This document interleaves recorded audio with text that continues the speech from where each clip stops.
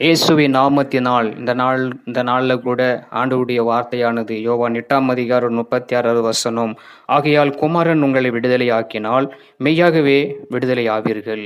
இயேசு கிறிஸ்துவு இந்த பூமியில வரப்படும் பொழுது அவர் குமாரனாக மனிதனாக இந்த பூமியில வந்த நோக்கம் எதுக்காகன்னா அடிமையிலிருந்து விடுதலை கொடுக்க. எதிலிருந்து அடிமை?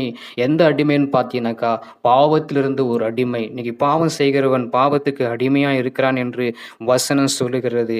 அந்த பாவத்திலிருந்து நம்ம விடுதலையாக்கப்பட வேண்டும் என்றால் ஒரு பரிசுத்தமான ரத்தம் சிந்தப்பட வேண்டும். அதனாலதான் பரிசுத்தமான ரத்தம் யார் என்று பார்த்தா இயேசு கிறிஸ்துவாகிய அவர் ரத்தம் இந்த பூமியில சிந்தப்பட்ட நாள் ஒழிய பரிசுத்தமாக்க முடியாது. இன்னைக்கு நிறைய பேர் எதையோ என்னென்னவோ செய்து கொண்டிருக்கிறாங்க.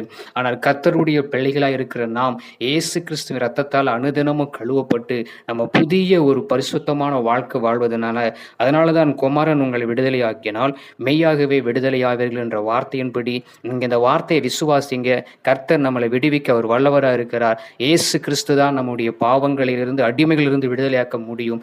ஆகவே இந்த வார்த்தையை நீங்கள் விசுவாசிங்க. இந்த